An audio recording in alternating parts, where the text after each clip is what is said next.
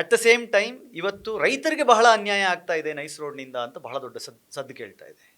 Sir, ನೀವು ರೈತರ ಪರವಾಗಿದ್ದೀರೋ nice ಪರವಾಗಿದ್ದೀರೋ? ಯೋಜನೆ ಪರವಾಗಿದ್ದೀವಿ, ರೈತರ ಪರವಾಗಿದ್ದೀವಿ. ರೈತರ ಪರ ಮತ್ತು ಯೋಜನೆಯ ಪರ ಏಕಕಾಲಕ್ಕೆ ಇರಕ್ಕೆ ಸಾಧ್ಯ ಇದೆಯಾ? ಖಂಡಿತವಾಗೂ.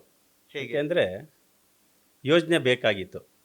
ನೈಸ್ ನೈಸ್ ನೈಸ್ ಅಲ್ಲ, ನೀವು ಆ ಥರದ್ದು ತಪ್ಪು ತಿಳ್ಕೊಂಡಿರೋದು ಹಾಗೇನೆ. ನೈಸೇ ಬೇರೆ, ಯೋಜನೆ ಬೇರೆ. ಓಕೆ BMICAPA ಯೋಜನೆನೇ ಬೇರೆ, ಓಕೆ ನೈಸೇ ಬೇರೆ. ನೈಸ್ ಒಂದು ಕಾಂಟ್ರಾಕ್ಟ್ ಕಂಪನಿ, ಸಂಸ್ಥೆ ಅದು. ಸಂಸ್ಥೆ. ಓಕೆ ನೈಸ್ ಸಂಸ್ಥೆ ಆ ಯೋಜನೆ ಮಾಡ್ತಾ ಇರ್ತಕ್ಕಂಥ ಒಂದು ಸಂಸ್ಥೆ. ಓಕೆ BMICನೇ ಬೇರೆ, ಓಕೆ ಅದು ಸರ್ಕಾರಿ ಸಂಸ್ಥೆ. ಅದೊಂದು ಸಂಸ್ಥೆ. ಅದು ಸಂಸ್ಥೆ, ಹಾ. BMICPA ನಾವು ಏನೇ ಹೊರಗಡೆ ನಾವು ಜಮೀನುಗಳು ಕನ್ವರ್ಷನ್ ಮಾಡಿದ ನಂತರ ಪ್ಲಾನ್ ಅಪ್ರೂವಲ್ಗೆ ಹೋಗ್ಬೇಕಾಗಿರೋದು ಅದೊಂದು ಸಂಸ್ಥೆ. ನಾವೇನೇ ಮಾಡಬೇಕಾದ್ರೂ ಆ ಒಂದು ಸಂಸ್ಥೆ ಅಂಡರಲ್ಲಿ ನಾವು ಕೆಲಸ ಮಾಡಬೇಕು, ಅಪ್ರೂವಲ್ಗಳು ತಗೊಬೇಕು.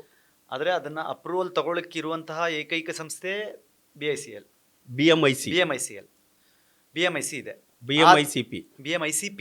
ಓಕೆ, ಆ ಸಂಸ್ಥೆ ಒಂದೇ, ಅದು ಅಪ್ರೂವಲ್ಗೆ ಸರ್ಕಾರ ಸಂಸ್ಥೆ ಅದು.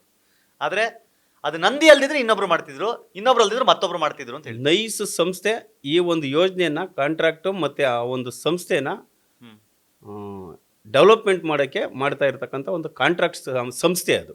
ಓಕೆ, ಈಗ ಬಹಳ ಸದ್ದಾಗ್ತಾ ಇದೆ ನೈಸ್ ವಿಚಾರದಲ್ಲಿ. ನೀವು ನೋಡ್ತಾ ಇದ್ದೀರಿ ಸೋಷಿಯಲ್ ಮೀಡಿಯಾದಲ್ಲಿ ಬಹಳ ದೊಡ್ಡ ಟ್ರೆಂಡ್ ನಡೀತಾ ಇದೆ. ವಾಟ್ ಎಕ್ಸಾಕ್ಟ್ಲಿ ಜನರ ಅಭಿಪ್ರಾಯ ಅಥವಾ ಜನ ಯೋಚನೆ ಮಾಡ್ತಿರೋ ರೀತಿ ಕರೆಕ್ಟ್ ಇದೆಯೋ? ಕೋರ್ಟ್ ನಿಜವಾಗ್ಲೂ ಏನು ಹೇಳಕ್ಕೆ ಪ್ರಯತ್ನ ಪಡ್ತು, ಜನ ಅದನ್ನು ಹೇಗೆ ತಗೊಂಡ್ರು?